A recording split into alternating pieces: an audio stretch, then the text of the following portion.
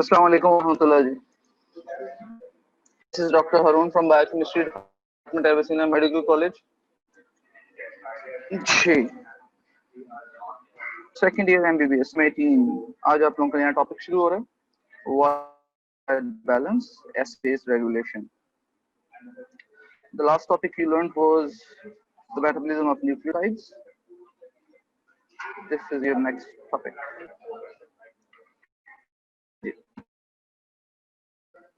Course outline UHS की तरफ से हेडिंग भी इसकी यही है कोर्स पे, water electrolyte balance acid based regulation. कुछ मेन टॉपिक्स देख लेते हैं जरा एक दो बाकी ये देखेंगे. Biochemical mechanisms to regulate water and electrolyte compartments, पहले भी पढ़ा. Of body water, regulation of body water balance, effect of pure water deprivation, water excess, acidification, electrolytes, body fluids, sodium, potassium, magnesium and chloride. ये इसका water का portion है. Then comes the blood buffer systems, पढ़े हैं आप लोगों ने first year में. थोड़ा सा एक्सटेंसिव देखेंगे. बफर सिस्टम तो वो ही है जो ऑर्गन्स हैं, लंग्स और किडनीज, उनको देखेंगे. ये फर्स्ट ईयर की थी लेकिन जरा डिटेल में देखेंगे. The maintenance of acid base balance, acid base disturbances या imbalances like respiratory and metabolic acidosis, respiratory and metabolic anion gap, base excess and deficit. The clinical interpretation of laboratory of arteries gases, इनको ABG clinical practice. ये हो गया आपका. नहीं अच्छी लगी क्योंकि सारी मिक्सअप हुई होती है. जो टॉपिक्स हमने पढ़ने हैं कुछ इस तरह हैं. दो मेन टॉपिक्स हैं हमारे पास, वाटर एंड इलेक्ट्रोलाइट बैलेंस और एसिड बेस.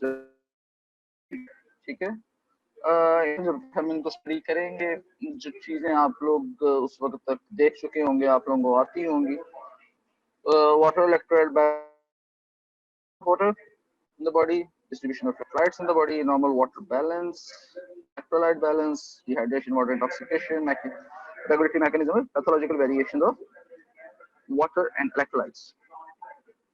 ये आप लोगों को मिलेगा जो सोर्स है इसके रिसोर्सेज में.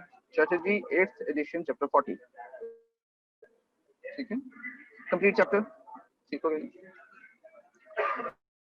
एसिड बेस रेगुलेशन में इसी तरह बफर सिस्टम्स हैं, लंग्स हैं, किडनीज हैं, इम्बैलेंसेस हैं, एबीजीज हैं, पहले भी देखी हैं. ये आप लोगों को मिलेंगी चैटर्जी 8th एडिशन चैप्टर 41. दो चैप्टर्स हैं ये, 40 and 41. It covers all of the course for this topic. ठीक है, थोड़ा सा मैं बताता चलूं. As far as your exam goes ना, ये बहुत छोटे टॉपिक्स में से आता है. ठीक है, इसमें से कोई मेजर बल्क नहीं आना क्वेश्चंस का. अबाउट 5.5 मार्क्स का 6.5 5.5 मार्क्स आपके पास टोटल. जो 90 मार्क्स की थ्योरी होती है उसमें से टोटल आपके पास ये आता है 5.5 6.5 मार्क्स. लेकिन क्लिनिकल प्रैक्टिस में इस टॉपिक का बहुत फायदा है. ठीक है, ये मैं एक्सपीरियंस से बात कर रहा हूँ. If a doctor knows the actual interpretation of the results of the body water and how the body mechanisms are working, defense mechanisms are working, he or she is a good clinician. ठीक है, इसको उस लिहाज से जरूर देखिएगा. For example इसके अंदर अब ये डिहाइड्रेशन बहुत कॉमन चीज है, आपको पता होनी चाहिए डिहाइड्रेशन होती क्या, टाइप्स क्या हैं, करेक्ट कैसे करना है. क्लिनिकली बहुत इंपॉर्टेंट है. आपके पास आधे से ज्यादा मरीज जो आएंगे वो they will be dehydrated one way or the other. बुखार है तो डिहाइड्रेटेड, वॉमिटिंग है तो डिहाइड्रेटेड, डायरिया है तो डिहाइड्रेटेड. ठीक है, वैसे में ऐसी एक आते हैं क्रोनिक डिजीज के अंदर. ये भी चीज दूसरा पोर्शन बहुत इंपॉर्टेंट है. जो क्रिटिकल पेशेंट्स होते हैं स्पेसिफिकली उनके लिए, और वैसे भी इमरजेंसी में भी बहुत इंपॉर्टेंट होती है आपको डायग्नोसिस करने के लिए. तो ये दो चीजें बहुत इंपॉर्टेंट है. ऑफ कोर्स इनको समझने के लिए आपको पूरा टॉपिक समझना पड़ेगा. So let's start. डिवीजन कुछ इस तरह की है कि I'm gonna start this topic acid base regulation today. This portion. पहले दो लेक्चर्स मेरे हैं, this one and the next one on the Wednesday. के बाद जो बाकी पोर्शन रह जाएगा वो डॉक्टर ज़ारा कवर करेंगी. आपको इस तरह की डिवीजन है हमारी. I will try to finish up this portion in the given 2 lectures. Now what of it? Let's see. Continue करते हैं. पहले हमारे पास आ जाता है फिर बेस रेगुलेशन जो हम करनी है. The course outline. Let's start with the basics. pH. If you all remember, and I believe you do, pH is the negative rhythm of the hydrogen ions concentration. pH stands for potential of hydrogen ions. Yeah, power of hydrogen. Both are correct. Potential is more acclaimed than power. Define is किस तरह करते हैं? It's a figure expressing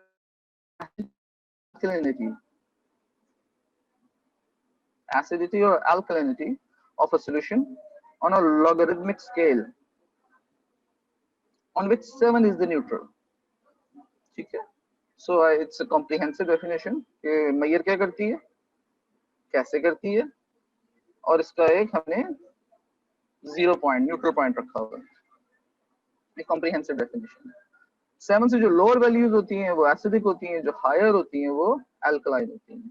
ठीक हो गया? Somewhere like this. ये देखिए, ये neutral portion है. ठीक है? If you go towards the higher sides, pH में तो it is more basic, going more basic. You go lower towards the in the pH scale, lower than the 7, it increases in acidity. Increase in acidity का मतलब है hydrogen concentration increase हो रही है. Increase in basicity का मतलब है hydrogen ion concentration decrease हो रही है. ठीक हो गया? कुछ एग्जांपल्स हैं, ये देख लें. बस देखने की हद तक, याद भी रखने की जरूरत नहीं, पता होना चाहिए. 7 पे न्यूट्रल हमारे पास वाटर होता है. ठीक है? 6 पे मिल्क, 5 पे कॉफी, 4 पे टोमेटो, 3 पे विनेगर, 2 पे लेमन, 1 पे स्टमक और 0 पे बैटरी. जी अगर लाइन अल्कलिनिटी की तरफ जाते हैं तो 8 पे ब्लड रेट पे लिखा हुआ है, नॉर्मल मेरे ख्याल से याद तो होगी क्या होती है. 7.35 to 7.45. It's never a single value, it's always a range. Okay.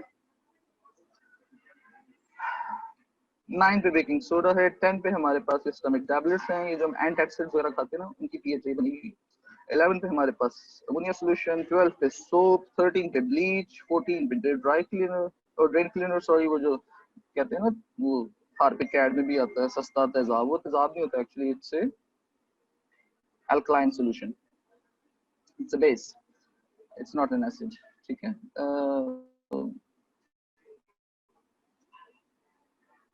छोटा सा एक पॉइंट है यहाँ पे. अभी देख लें, आपकी सोप की 12 है पीएच और ब्लीच की 13 है.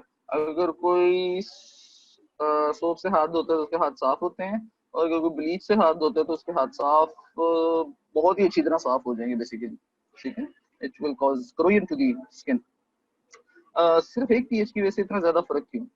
अगर आप देखें तो फर्क एक पीएच का नहीं है. इट इज ए जो वैल्यू होती है पीएच की minus log into hydrogen ion concentration. तो ये लॉग है. ठीक है? It's raised power 10. तो जो पीएच इस जगह पे मौजूद है ना, उससे 10 गुना ज्यादा है. 1 गुना नहीं, 10 गुना ज्यादा. ठीक है? So that's why it's corrosive. So पहले एसिड्स को देखते हैं.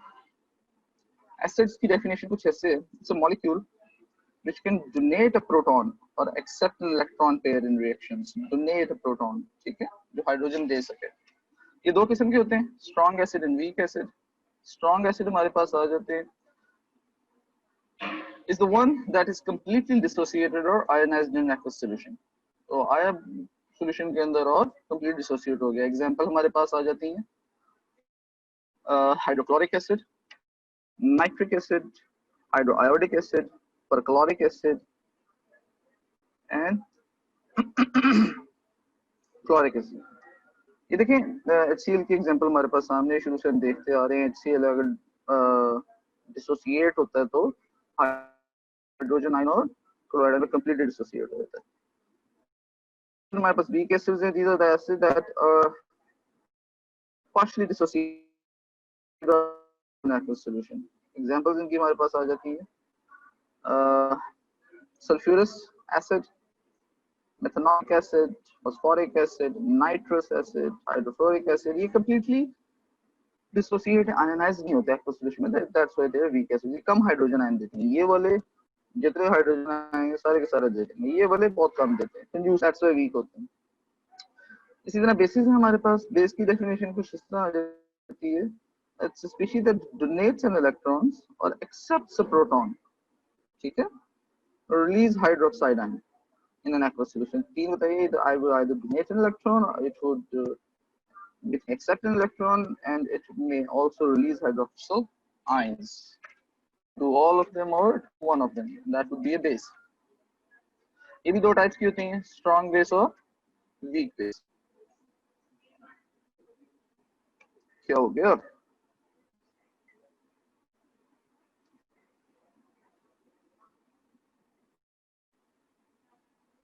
Hold on for a minute. I am having a problem with my phone, I think.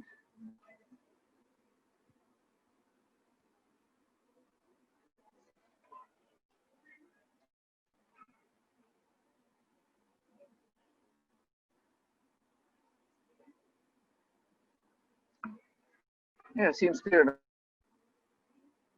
दो किस्म की होती हैं, strong base and weak base. Strong base उसी तरह स्ट्रॉन्ग एसिड की तरह जो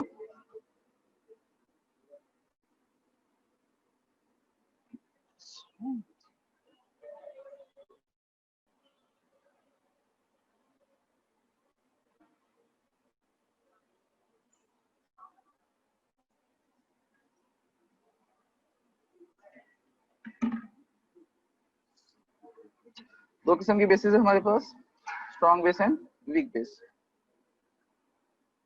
Strong basis is a base that is completely dissociated in an equation. ठीक है, तुम्हारे पास आ जाएंगे.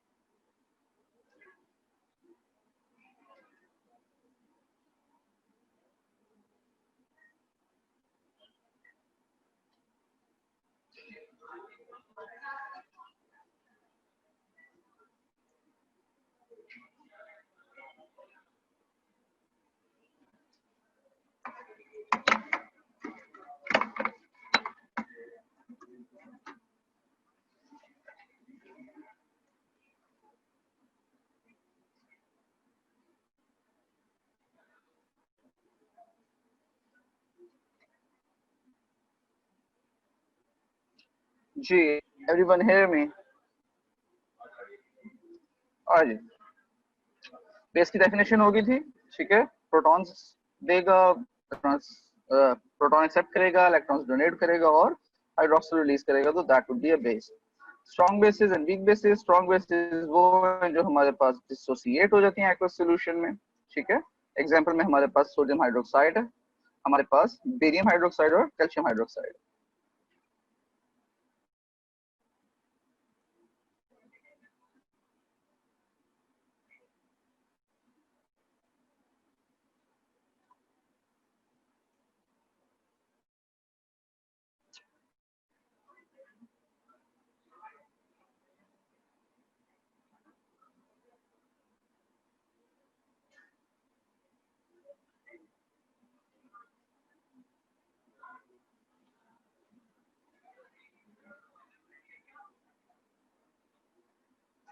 हाँ जी, वीक बेसिस आ जाती है हमारे पास, that is partially dissociated in aqueous solution, ठीक है. और ये हमारे पास आ जाती हैं ammonia, potassium carbonate and sodium carbonate.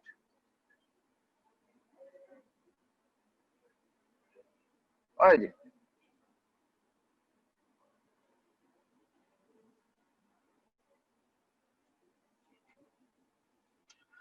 pH of blood, normal हमारे पास बॉडी के अंदर 7.35 टू 4। एसिडोसिस की तरफ जाते हैं अगर हम, तो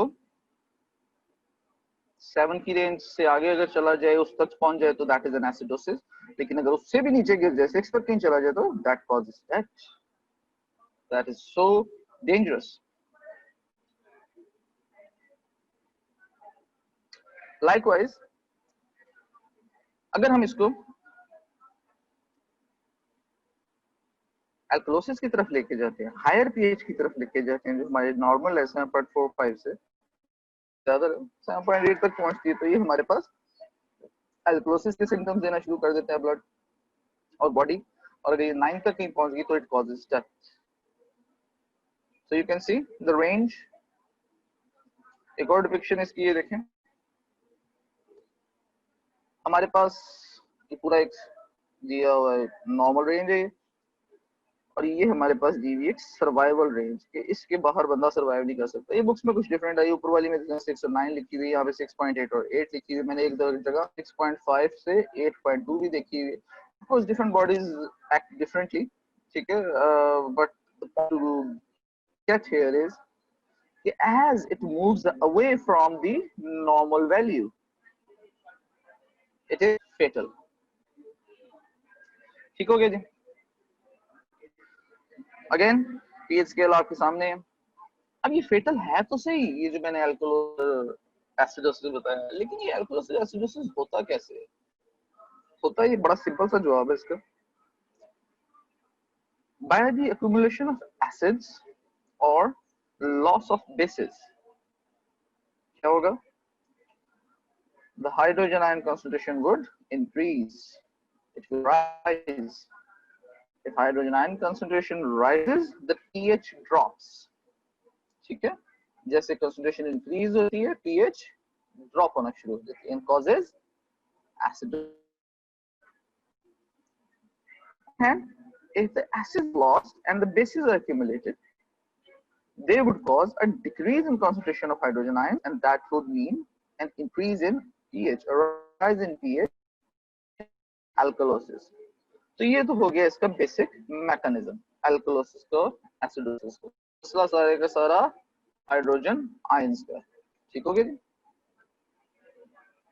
इन चेंजेस को, इन इम्बैलेंसेस को shift from the normal range जो हमारे पास 7.35 टू 7.45 है ह्यूमन बॉडी में ब्लड की, इस इम्बैलेंस को जो एसिडोसिस की तरफ पीएच डिक्रीज हुई जा रहा है, अल्कलोसिस की तरफ पीएच इंक्रीज हुई जा रहा है, इन इम्बैलेंसेस को बॉडी काउंटर कैसे करती है? ऑफ कोर्स हम जिंदा रहते हैं, ये तो कंटीन्यूअसली, तो हमारी बॉडी में एसिड तो कंटीन्यूअसली प्रोड्यूस हो रहा है, बॉडी इनको कैटर कैसे करती है? That is by the help of buffers. Buffers होते क्या हैं? These are the solution that resists the change that may occur upon the addition of acid or base to the solution। ठीक है, they resist the change। Buffers can, और सब ये solution है तो किसी का mixture होगा। ठीक है, दो possibilities हो सकती है। ऐसी पहली possibility आपके पास है a weak acid and this salt, जिसको हम पढ़ते थे acid and its conjugate base, salt ही होता है। ठीक है, दूसरी ऑप्शन हो सकती है a weak base and their salts।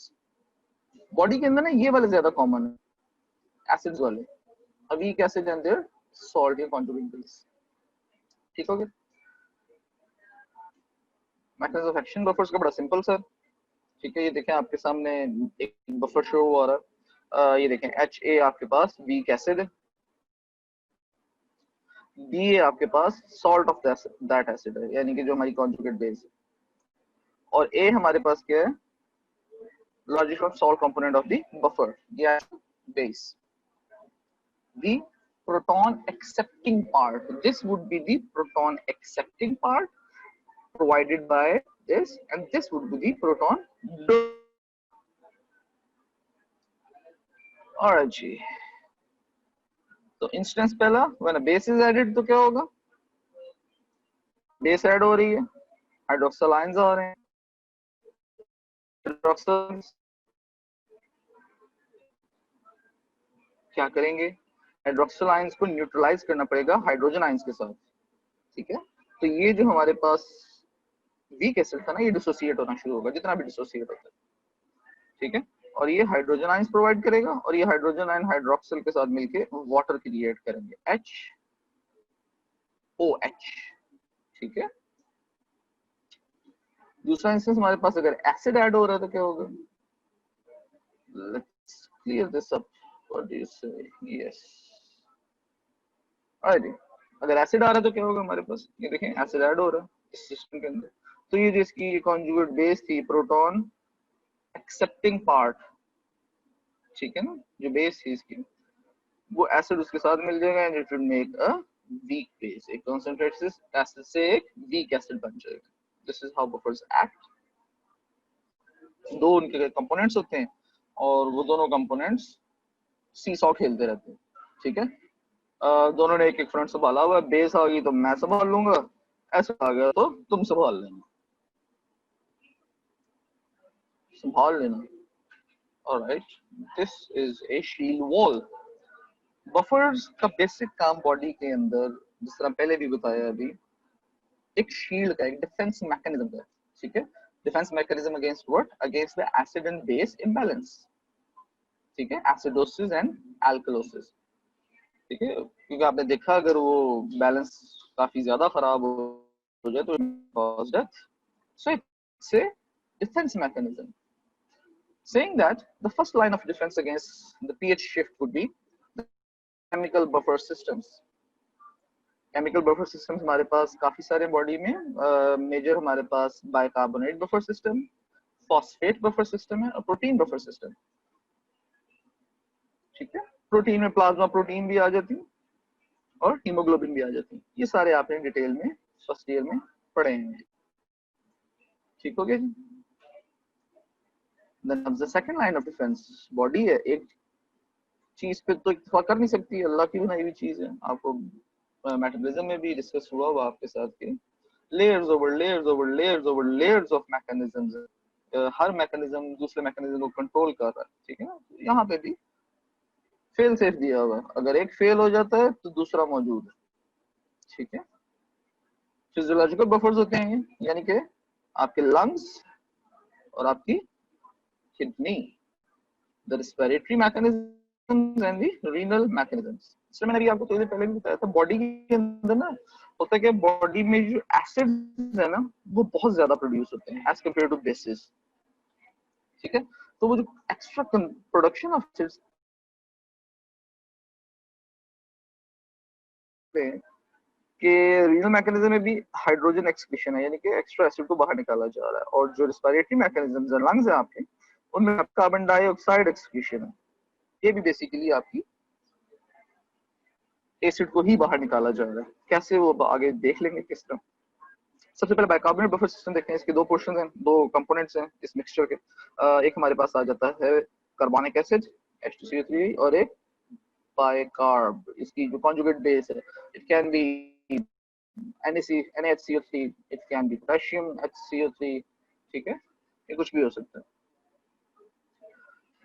और ये जो है ना, ये आपस में जो है, अभी हमने जिस तरह पीछे भी देखा, ये ना चेंज होते रहते हैं आपस में। बाइकार्ब इधर चला जाता है, ये इधर टूट के आ जाता है। कैसे आते हैं, अगर हमारे पास लेट्स से एसिड इंक्रीज हो गया, इंक्रीज हाइड्रोजन आयन कंसंट्रेशन होगी by the addition of acid in the system, तो क्या होगा, हाइड्रोजन आयंस इस रिएक्शन में ऐड होने शुरू हो जाएंगे। अब रिएक्शन कैसे चलेगा, हाइड्रोजन आयन और बाइकार्ब आयन जो है वो आपस में मिल के बना देंगे कार्बोनिक एसिड। तो reaction would go in the left side, ठीक हो गया। अब इस कंडीशन के अंदर हमारे पास हाइड्रोजन आयन कंसंट्रेशन ज्यादा है। अब अगर बॉडी इसको पहले जो हाइड्रोजन कंसंट्रेशन ज्यादा हुई थी यहाँ से, ठीक है ना, उसको बॉडी ने कैसे कंपनसेट किया, कैसे काउंटर किया, कैसे उसका डिफेंस किया, जो एक्स्ट्रा एसिड आ था बेस उसके साथ मिलकर वीक एसिड बना दिया, ठीक हो गया।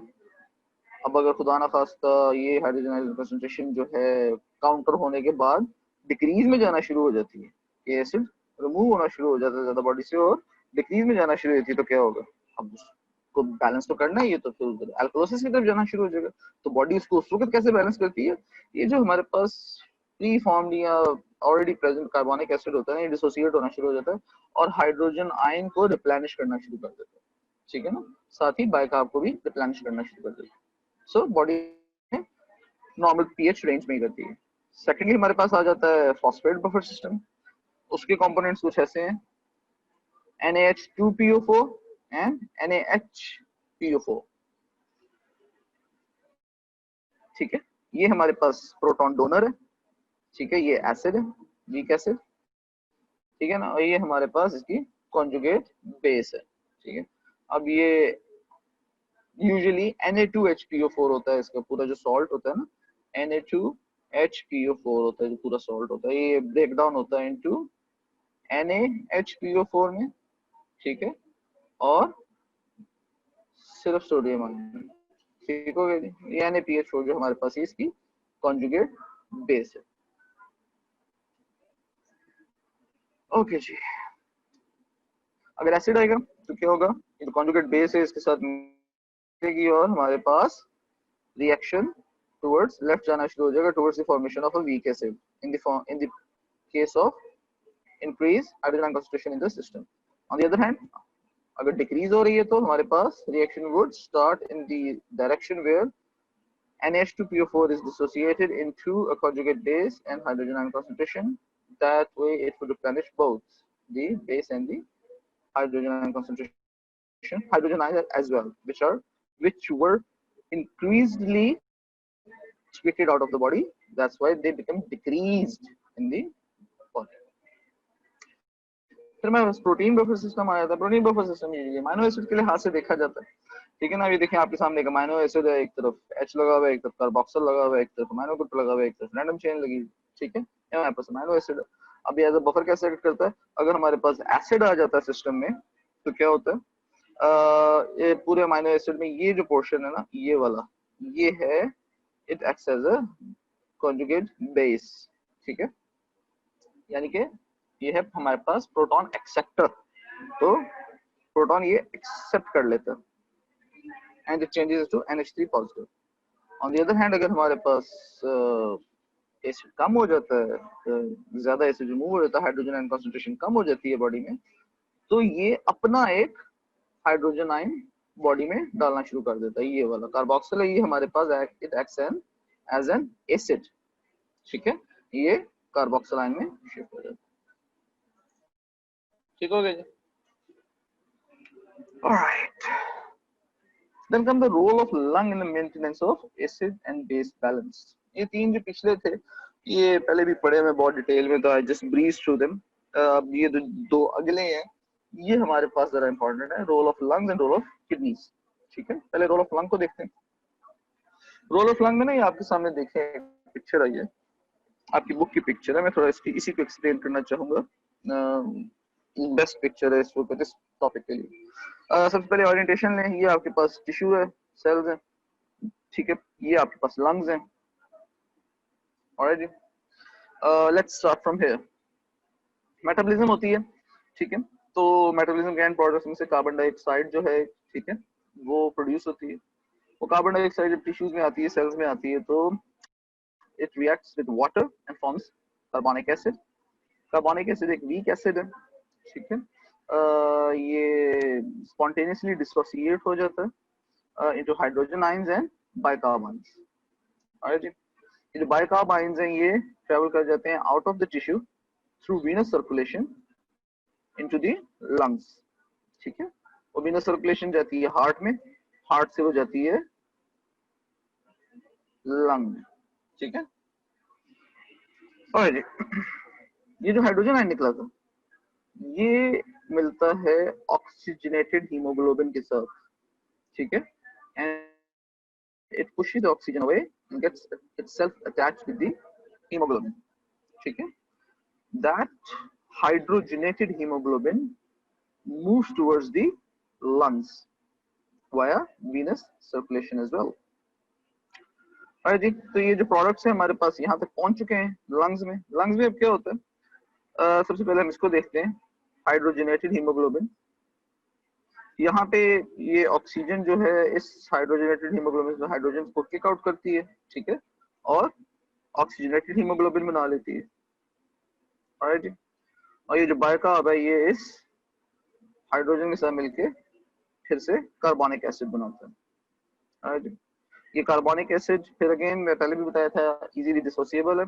ये वाटर और कार्बन डाइऑक्साइड में डिसोसिएट होता है। वाटर इज रीअब्सॉर्ब्ड और retained by the body and the carbon dioxide is expired out of the body. ठीक है। इस सारे में जो देखने वाली ज्यादा इंपॉर्टेंट चीज है वो बोर्स इफेक्ट है। बोर्स इफेक्ट आप लोगों ने पहले भी पढ़ा होगा। बोर्स इफेक्ट सिंपल है, या तो हीमोग्लोबिन के साथ ऑक्सीजन लगी होगी या हीमोग्लोबिन के साथ हाइड्रोजन लगी होगी। ठीक है, ये दो ही ऑप्शंस हैं। ये दो ऑप्शंस कैसे मूव करती हैं depends on the concentration gradient. अगर तो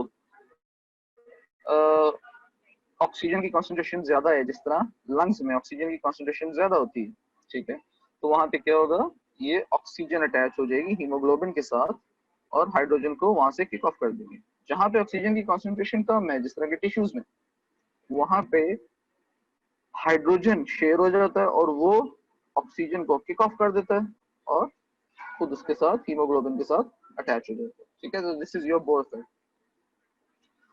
अल्टीमेटली जो कार्बन डाइऑक्साइड हमारे पास मेटाबॉलिज्म में आई थी वो लंग्स से एक्सपायर आउट हो गई। इसे हम एक्वस CO2 भी कहते हैं और इसे हम गैसियस CO2 भी कहते हैं। ठीक हो गया। The role of kidney in maintenance of acid and base balance, we are going to study it in under 3 headings: bicarbonate mechanism में, फॉस्फेट मैकेनिज्म में और अमोनिया मैकेनिज्म में। एक एक करके देखना शुरू करते हैं। सबसे पहले हमारे पास बाइकार्बोनेट मैकेनिज्म वाला आ गया। ओरिएंटेशन में this is the blood portion, this is the proximal tubular cells of the kidneys, this is the tubular filtrate जो फिल्टर होकर बाहर आ चुका है। ठीक है, तो ready to be excreted out of the body. Carbon dioxide metabolism से आई, वाटर भी आपके पास सेल्स है, they are get into the proximal tubular cells where they get together। ठीक है ना, यहाँ पे एक और सोर्स भी दे रहा कार्बन डाइऑक्साइड का, दैट इज मेटाबॉलिक। अगेन ये भी मेटाबॉलिक ही है, ऑफ कोर्स ये गैसियस नहीं है, सारी एक्वस है। एक्वस कार्बन डाइऑक्साइड वाटर के साथ अटैच होती है, एंजाइम इज कार्बोनिक एनहाइड्रेज और बना देती हैं carbonic acid. Carbonic acid easily dissociable होता है, तो ये डिसोसिएट होता है to bicarb ions and hydrogen ions. ठीक है, bicarb ions are transported out of these cells into the blood again। ठीक है, सिंपल मैकेनिज्म है ये, as soon as they are produced they are transported out। दूसरी तरफ ये जो हाइड्रोजन आयन हमारे पास बना था, it goes into the filtrate। ठीक है, ये टूटा, इसके दो पोर्शन, एक चला गया वापस ब्लड में और दूसरा चला गया फिल्ट्रेट में। ठीक है, this is in the condition जहां पे बॉडी में एसिड ज्यादा होगा, एसिडोसिस ज्यादा होगा, क्योंकि देखिए कार्बन डाइऑक्साइड आ रही है ज्यादा। ठीक है, कार्बन डाइऑक्साइड ज्यादा आ रही है तो इसका मतलब ज्यादा एसिड प्रोडक्शन हो रही है। As you can see carbon dioxide water के साथ मिलके एसिड बना रहा है, तो एसिड प्रोडक्शन ज्यादा होगी। तो एसिड प्रोडक्शन ज्यादा होगी तो क्या होगा, बॉडी कैसे कंपनसेट करेगी, एसिड को कि बॉडी से एक्सक्रीट आउट करेगी। सो ये हमारे पास हाइड्रोजन आयन चले जाते हैं इन द ट्यूबुलर फिल्ट्रेट। वहां पे जो बाइकार्ब आयंस पड़े होते हैं, सोडियम बाइकार्ब है जिस तरह। ठीक है, एग्जांपल है इस मैकेनिज्म में यूज भी यही होता है, सोडियम बाइकार्ब। ये क्या करता है, ये डिसोसिएट होता है, बाइकार्ब जो है इस हाइड्रोजन के साथ मिलकर फिर H2CO3 बना देता है।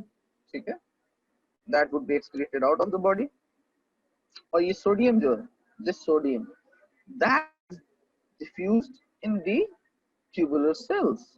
अच्छा, ये जो मैकेनिज्म है ना, जहां हाइड्रोजन बाहर की तरफ जा रही है और सोडियम अंदर की तरफ जा रही है, ये होता है एक फ्लिप फ्लॉप की तरह।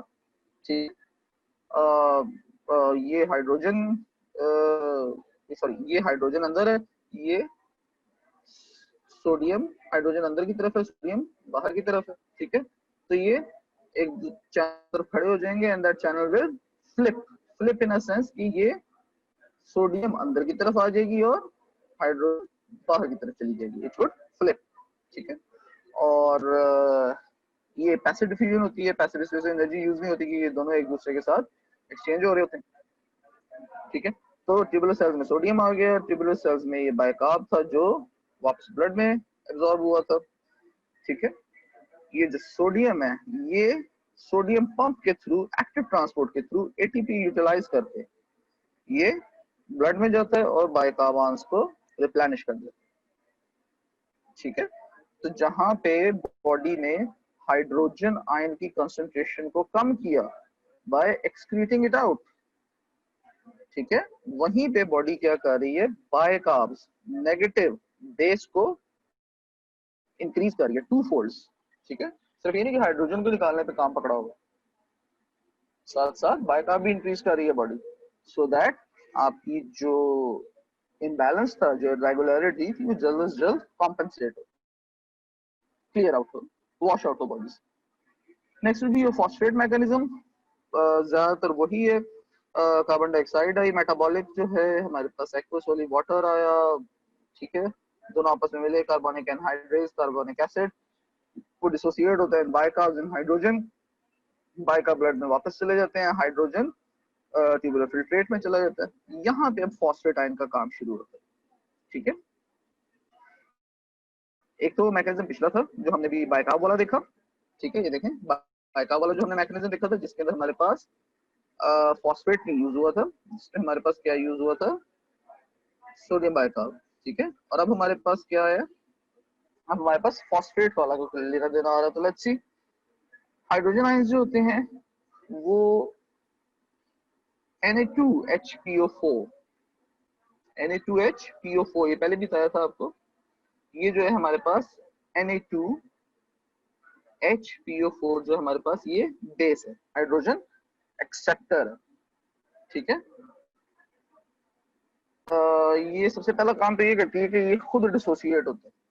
ठीक है, ये सॉल्ट है ना, ये खुद डिसोसिएट होता है, डिसोसिएट होता है, सॉरी मैं यहाँ पे गलत कह गया हूँ, ये खुद एक बेस नहीं है, ये एक बेस निकालता है, ये कॉन्जुगेट बेस है, जिसकी बेस निकलती है इसमें से। कैसे, ये डिसोसिएट होता है इनटू NaHPO4 नेगेटिव में, ठीक है, प्लस एमाइन, पहले बताया था ये। ठीक है, ये ब्रेक डाउन होता है, ठीक हो गया। और ये जो NaHPO4 है ये हाइड्रोजन आयन को एक्सेप्ट करके बना देता है NaH2PO4। कैसे,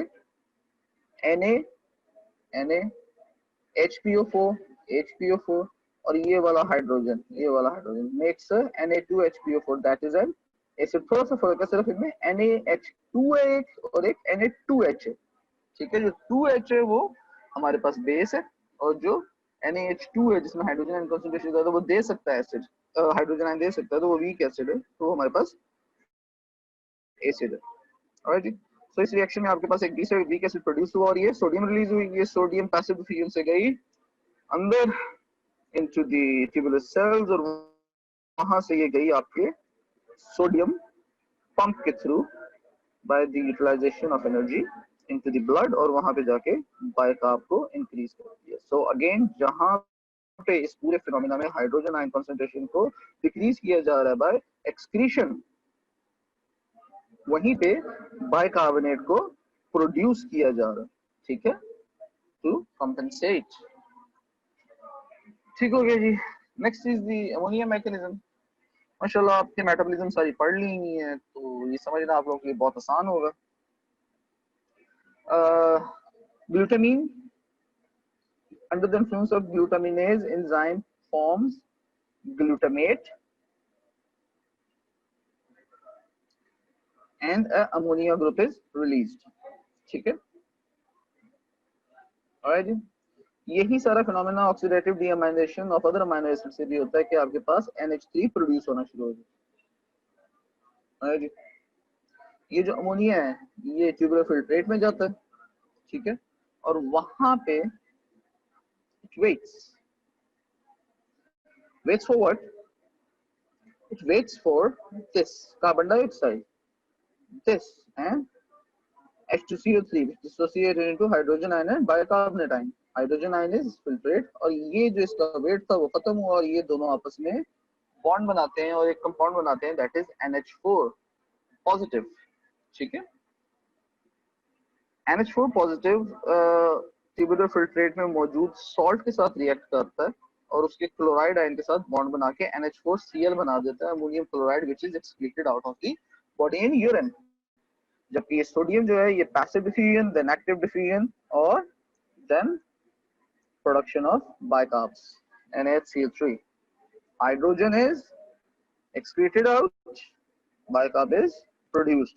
ये तीनों फिनोमेना जो थे ना, ये आपके किस चीज को शो कर रहे थे कि अगर बॉडी में एसिड प्रोडक्शन ज्यादा हो जाए तो क्या होता है। ठीक हो गया।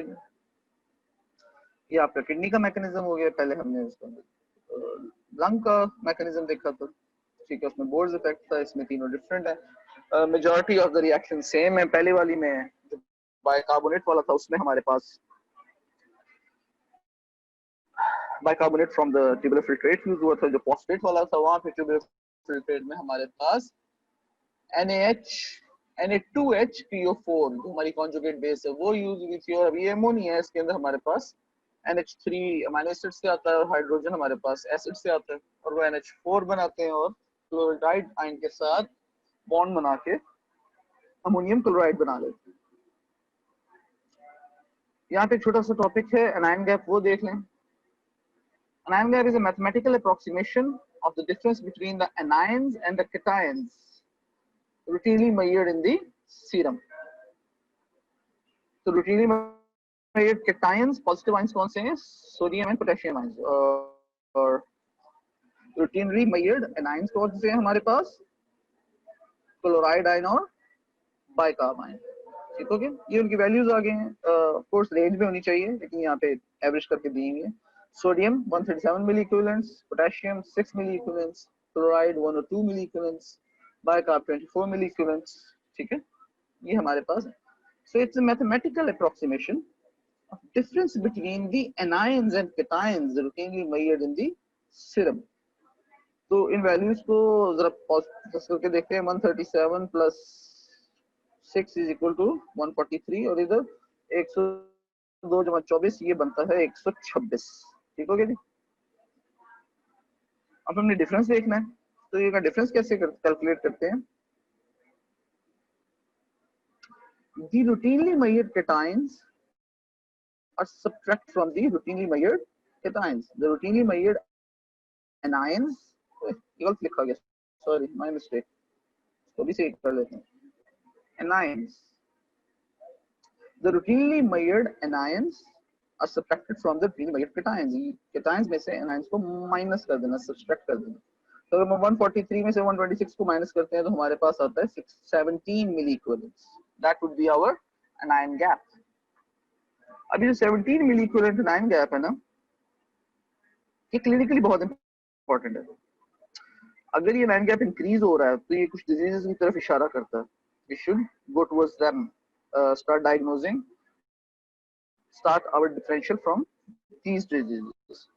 Diseases like uremia, renal failure, ketoacidosis, methanol और ethanol poisoning. यही अगर एनाइन गैप कम होना शुरू हो जाता है तो हमारे पास दोबारा से कुछ डिजीज की तरफ इशारा होता है। अब उनको डिजीज को देखना पड़ेगा, हाइपोएल्ब्यूमिनीमिया एंड हाइपरकैल्सीमिया। ठीक है जी। So that is why it's clinically important. ये आपको डायरेक्ट करता है towards some specific diseases. इसकी मजीद लिस्ट आपकी बुक में दी हुई है, वो आप देख लें। हर डिजीज को यहाँ पे एक्सप्लेन नहीं किया जा सकता, बट आपको ना समझ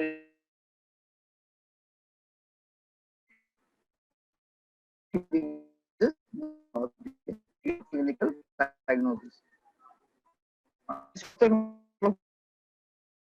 किडनी हो गया और अनाइन गैप हो गया, ये है हमारा नेक्स्ट टॉपिक, दिस इम्बैलेंस। उसके बाद हम करेंगे आखिर में इंटरप्रिटेशन ऑफ एबीजीज। जी अब तक कोई क्वेश्चन है तो बताएं। I am gonna look into chat, फिर थोड़ा सा आपको आगे का ओवरव्यू देता हूँ अगले लेक्चर का।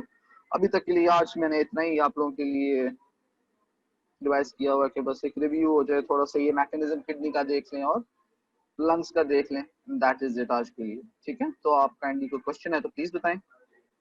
मैं चैट की तरफ रुझान करूं अपना।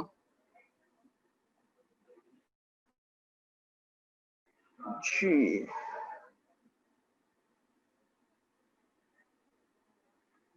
जी बेटा, I am at your chat page. बताइए, do you have any questions up till now? आप रेज हाथ भी रेज कर सकते हैं, आपको एडमिन जो है वो अलाउ कर देंगे, ओह सॉरी होस्ट जो है वो अलाउ कर देंगे।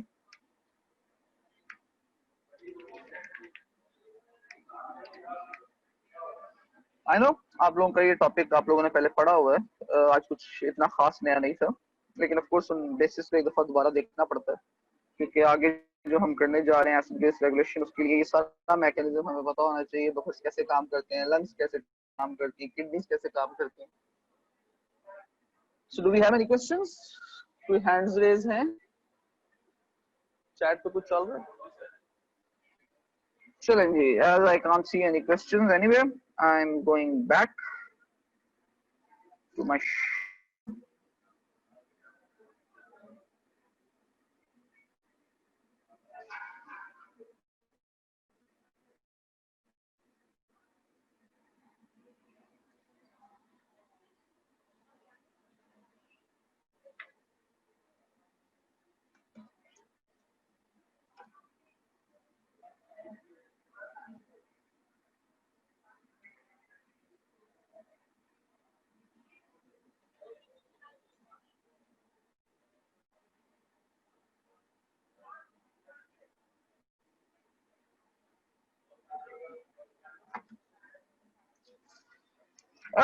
नेक्स्ट हमें शुरू करना है एसिड बेस इम्बैलेंस। ठीक है, जैसे कि नाम से जाहिर है, ये आज थोड़ा सा ओवरव्यू देना बस, अगली दफा शुरू करें। ऐसा टॉपिक नहीं कि इसको मैं 5-10 मिनट में खत्म कर सकूं। एसिड की कंसंट्रेशन और बेस की कंसंट्रेशन जब एक नॉर्मल बैलेंस को छोड़ के इम्बैलेंस में आ जाती है तो वो बॉडी के लिए डेट्रीमेंटल है। ठीक है, एसिड की अगर बैलेंस होती है तो अगर ज्यादा एसिड की तरफ जाना शुरू कर देता है, एसिड की प्रोडक्शन ज्यादा हो जाती है, एक्यूमुलेशन ज्यादा होती है, तो इट कॉजेज एसिडोसिस। और अगर बेस की होती है तो it causes alkalosis. Both are detrimental, both are fatal. Acidosis हमारे पास हम तब लेवल करते हैं जब पीएच लेस देन 7.35, इस रेंज, इस वैल्यू से कम होनी शुरू होती है। ठीक है, तो ये हमारे पास एसिडोसिस होता है। ठीक है, और अल्कोलोसिस लाइकवाइज जब पीएच 7.45 से ज्यादा होनी शुरू हो जाए तो दैट इज लेबल्ड एज अल्कोलोसिस। ठीक हो गया। सो हमारे पास जिस तरह पहले बताया था रेंज क्या 7.35 टू 7.45 हमारे पास नॉर्मल रेंज है पीएच की। Acidosis is defined as increased hydrogen ion concentration in blood and body tissues, or alkalosis is defined as decreased hydrogen ion concentration in the body tissues. Body shows a response under the stimulus of acidosis and alkalosis. ठीक है ना? And that response is called compensation. ठीक है, जो body compensate करती है हर चीज को, जो भी यूज होती है, यूटिलाइज होती है। एसिडोसिस हुआ, एसिडोसिस के मतलब हाइड्रोजन आयन कंसंट्रेशन ज्यादा है, हाइड्रोजन आयन कंसंट्रेशन ज्यादा, तो इसका क्या मतलब है, ये एक्सक्रीट आउट होगा बॉडी से थ्रू यूरिन। ये जो भी आपने देखे हैं फिनोमेनाज बाइकार्बोनेट मैकेनिज्म में, जहाँ पे वो बाइकार्बोनेट, सोडियम बाइकार्बोनेट आयन के साथ बाउंड हो रहा था hydrogen ion. In your filtrate phosphate के अंदर आपने देखा था NaHPO4 के साथ हाइड्रोजन आयन ऐड हो रहा था, NH2PO4 बना रहा था एक वीक एसिड। ठीक हो गया। उसके बाद हमने देखा कि अमोनिया जो है, अमोनियम क्लोराइड बन रहा था केमिकल निकलने, और दूसरी तरफ वहां पे साथ साथ भी इंक्रीज हो रहे थे उसकी, दिस इज कॉम्पनसेशन। और वाइस वर्सा ये हमारे पास एल्कलोसिस में भी होता है। ठीक हो गया।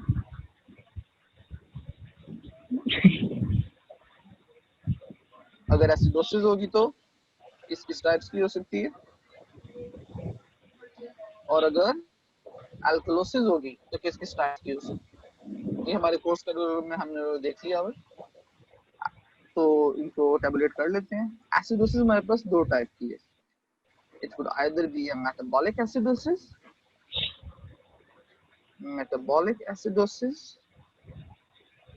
और ए respiratory acidosis.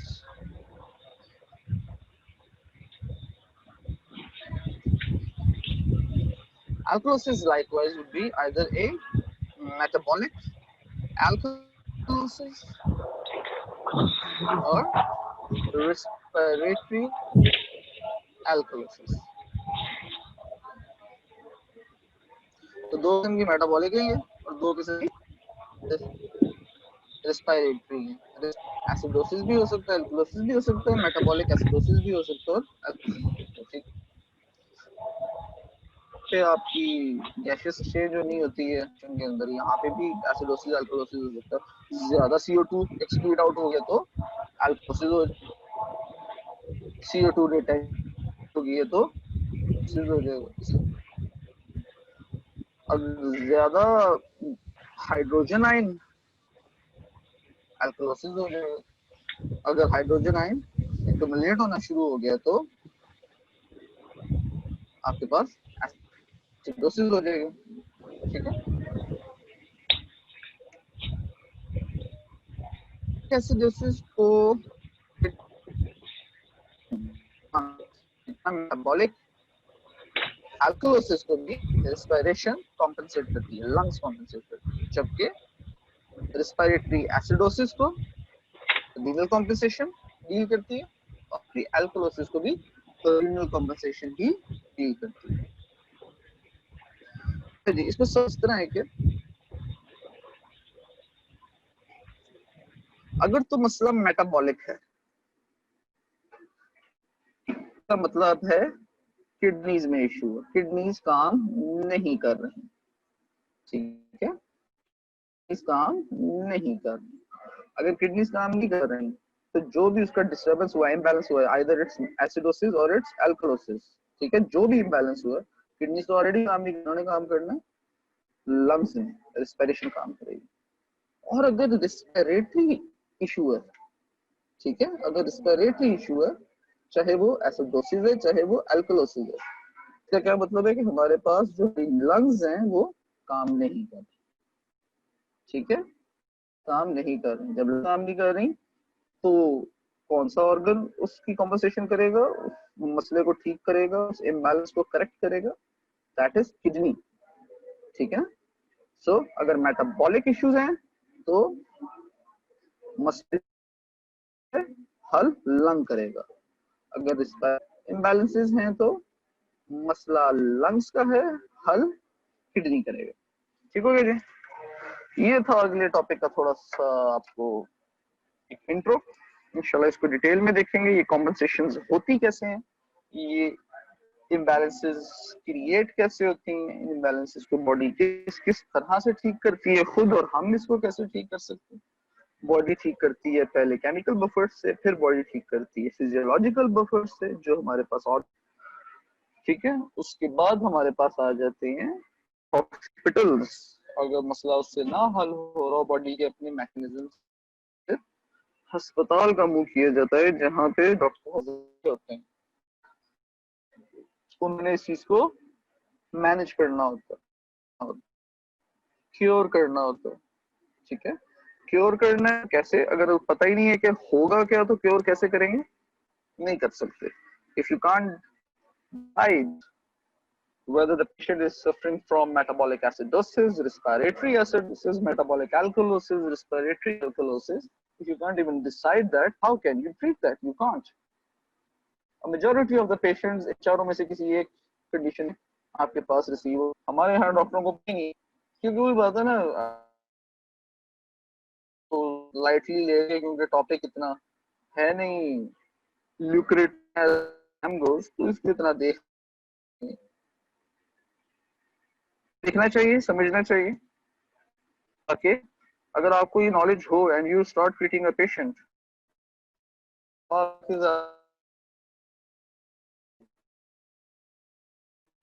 जिंदगी में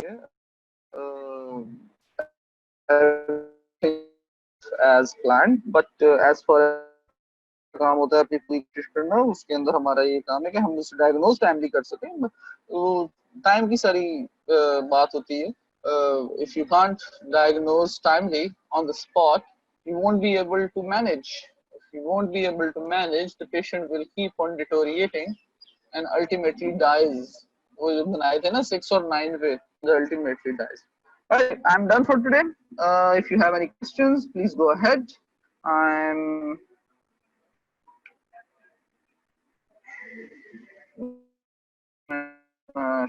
बंद कर रहा हूँ. Yes. The chat page is open in front of me. आप हैंड भी रेज कर सकते हैं, माइक भी खुल जाएगा, अनम्यूट कर दिया जाएगा please. Do you have any questions? भाई कोई है भी कि नहीं आज लेक्चर में? कोई है भी कि नहीं आज लेक्चर में? मुझे तो लग रहा है कोई भी नहीं है.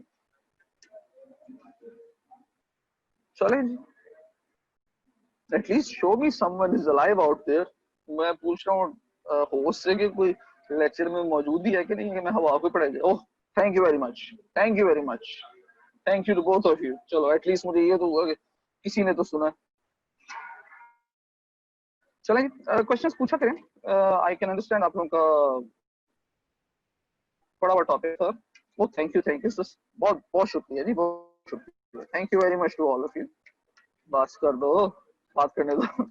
एनीवेज, आप लोगों का बड़ा बड़ा टॉपिक था, थोड़ा सा रिकॉल हुआ. मुझे उम्मीद है रिकॉल हुआ होगा. ठीक है. ड्यूरिंग माय लेक्चर तो कोई आप लोगों को फीडबैक देना हो तो ये चैट एक अच्छा फिनोमेना है, एक अच्छा, इसको पॉजिटिवली और कंस्ट्रक्टिवली यूज किया जाए तो बहुत अच्छी चीज है. पॉइंटर्स देते रहा करें. ठीक है. और ऑफ कोर्स मैंने lecture finishes, which will in a couple of minutes, I would surely go through the chat and note down those points, and I will try to incorporate them into my studies further on. चले जी, एक आधा आखिरी minute रह गया, फिर से आवाज लगा रहा हूँ, सदा लगा रहा हूँ. कोई क्वेश्चन है तो पूछ लें, मुझे भी कुछ सीखने का मौका दें. आप लोग बहुत बहुत बहुत ज्यादती करते हो, खुद सीख के चले जाते हो. जो भी सीखता है कुछ, जो नहीं सीखता उसकी मर्जी में, जो भी सीखता है वो सीख के चला जाता है. हमें कुछ सीखने का मौका नहीं देता. क्वेश्चन ही पूछोगे तो हम कैसे सीखेंगे? और सीखे बगैर तो गुजारा नहीं है. चलें जी. Seems like there are no questions. Have a good rest of the day. I'm signing off. Allah Hafiz.